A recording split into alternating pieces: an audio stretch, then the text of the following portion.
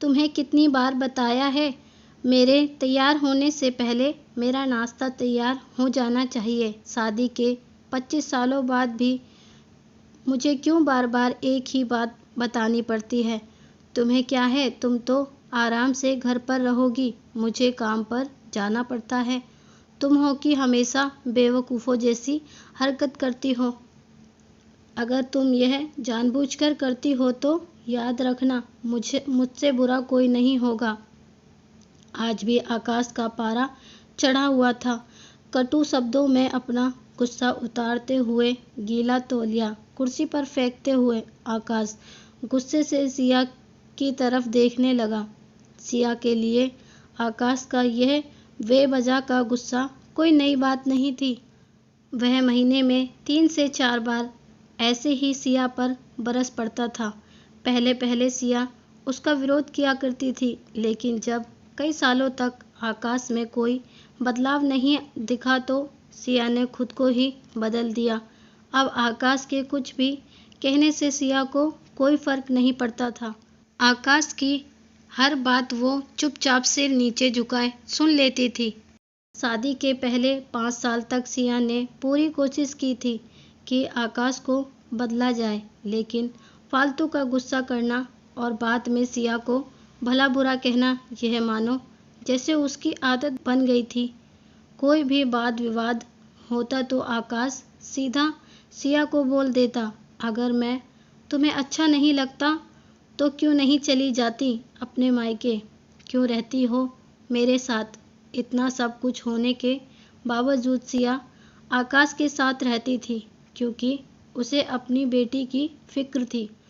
और वह जाती भी तो कहाँ, अपने बूढ़े हो चुके माँ बाप को इस उम्र में परेशान करना नहीं चाहती थी। समाज और लोग क्या कहेंगे, यह भी तो उसे देखना था। वह इतनी पढ़ी लिखी भी तो नहीं थी कि खुद जाकर कोई नौकरी कर सके और अपनी बेटी का पालन पोषण कर सके। सिया को अब अपनी फिक्र नहीं थी। उसको फिक्र थी तो बस अपनी शादी के लायक हो रही बेटी की। सिया नहीं चाहती थी कि पति पत्नी के झगड़े की वजह से काव्या डिस्टर्ब हो। काव्या की पढ़ाई पूरी हो चुकी थी। उसके लिए अब शादी के रिश्ते आने लगे थे। कई रिश्तों को काव्या ठुकरा चुकी थी। 2-3 महीने बाद एक अच्छा रिश्ता आया। रिश्तेदार और पहचान के लोगों ने भी लड़के के बहुत गुणगान किए थे। आकाश एक शाम अपनी बेटी के पास बैठकर उससे बातें करने लगा। काव्या, बहुत अच्छा लड़का है, पढ़ा लिखा है, बड़ा घर है, बहुत अच्छी नौकरी है। ऐसे रिश्ते बार बार नहीं आते बेटा, इस बार मना मत करना। काव्या अपने पिता से ज़्यादा बात नहीं करती थी। शायद डरती थी या शायद नफरत करती थी, लेकिन आज वो अपनी पूरी हिम्मत इकट्ठा कर बोली, मुझे अभी शादी नहीं करनी है पापा, मैं नौकरी करना चाहती हूँ, खुद को अपने पैरों पर खड़ी होना चाहती हूँ। हाँ तो उसमें क्या बड़ी बात है, मैंने लड़के से बात की है, वह तुम्हें किसी बात के लिए नहीं रोकेगा।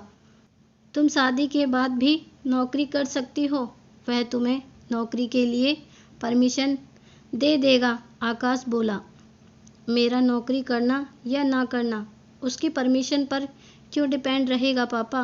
काव्या ने पूछा। मैं कह रहा हूँ ना, तुम्हें किसी भी चीज़ की कमी नहीं होगी। ऐसे रिश्ते बार बार नहीं आते हैं, इसे ठुकराना मत, बहुत खुश रहोगी तुम वहाँ। आकाश बोला, पापा क्या मैं उतनी ही खुश रहूँगी जितनी मम्मी इस घर में खुश है? काव्या ने ताना कसते हुए कहा, आज तुम्हारी जबान कुछ ज़्यादा नहीं चल रही है। आकाश गुस्से से आंखें बड़ी करते हुए बोला, पापा मुझे शादी नहीं करनी है, क्योंकि शादी के बाद अगर वह लड़का आपके जैसा निकला तो मैं क्या करूँगी? मुझे आपके जैसा जीवन साथी नहीं चाहिए, जो बिना बात के मुझ पर हमेशा चिल्लाए। मुझे कुछ भी अपनी पसंद का लेना हो तो 10 बार सोचना पड़े, कहीं वह नाराज़ ना हो जाए। मेरी तबीयत कैसी भी हो उसे परवाह ना। रोटी थोड़ी सी मोटी बन जाए तो घर सर पर उठा ले।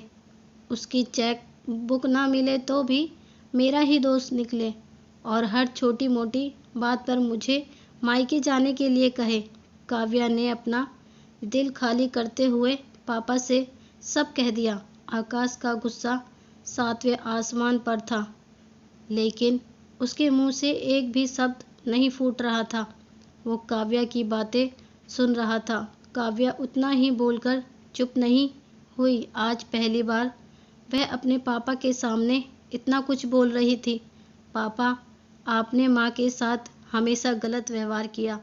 आप अपने ऑफिस का गुस्सा बिना सोचे समझे माँ पर उतार देते हैं। कभी इस बात की परवाह भी नहीं करते हैं कि उन्हें कैसा लगता होगा। आपकी बातें सुन सुन माँ ने अपना स्वाभिमान खो दिया। आकाश आज पहली बार अपने किए बर्तावों को महसूस कर पा रहा था। वो इतना ही बोल पाया, जो तुम्हारा मन है वो करो, मैं तो इतना बुरा हूँ ना। काव्या ने आकाश का हाथ पकड़ा और बोली, पापा, मुझे सिर्फ एक सवाल का जवाब दे दो। क्या आप चाहोगे कि मेरा पति आपके जैसा हो? अगर आपका जवाब हाँ है तो कर दीजिए मेरा रिश्ता आज ही, और ना है तो मुझे आत्मनिर्भर बनने दीजिए। आकाश कुछ भी ना बोल पाया और वहाँ से चुपचाप बाहर चला गया। आज उसे सिया के सामने जाने में शर्म आ रही थी। चलते चलते उसकी आंखों से आंसू बह रहे थे। आकाश ने आज से अपने आप को बदलने का निश्चय किया। अगले दिन से सिया ने अपने पति में काफ़ी बदलाव देखा। वह सोचने लगी कि जो हिम्मत काव्या ने दिखाई है, वह हिम्मत अगर मैं पहले ही दिखा देती तो शायद आज परिस्थिति कुछ और होती। अब काव्या पढ़ लिख कर अच्छी नौकरी करने लगी थी और 3 साल बाद उसके लिए एक अच्छा रिश्ता आया। और उसकी विदाई पर आकाश बोला, बेटा तू हमेशा खुश रहेगी क्योंकि तेरा पति तेरे पापा जैसा नहीं है। आकाश की यह बात सुनकर सिया और काव्या की आंखों से आंसू बहने लगे। दोस्तों, हमारे समाज में औरतों को भले ही देवी का दर्जा दिया जाता है, लेकिन वह स्वतंत्रता नहीं दी जाती है जो उन्हें देनी चाहिए। उन्हें बचपन से ही बताया जाता है कि वह पराया धन है। स्कूल से आने में देर हो जाए तो पिटाई मिलती है। मोबाइल पर बातें करते हुए दिख जाएं या खिड़की से झांकते हुए दिख जाएं तो शक किया जाता है। माँ बाप का घर तुम्हारा नहीं है, पति का घर ही तुम्हारा घर है। जीवन भर यह बातें बता बता कर उन्हें ससुराल भेज दिया जाता है और एक दिन किसी छोटे मोटे झगड़े में ससुराल वालों से उन्हें सुनना पड़ता है कि इस घर को छोड़ दो और मायके चली जाओ। अब आप ही बताओ दोस्तों, ऐसी स्त्रियों का सच्चा घर कौन सा है? आखिर वह किस घर को अपना कहे? तो दोस्तों, हमारी कैसी लगी है आज की ये कहानी? अच्छी लगी है तो लाइक करना, शेयर करना, चैनल पर नए हैं तो चैनल को सब्सक्राइब कर लेना। फिर मिलते हैं एक अच्छी सी कहानी के साथ।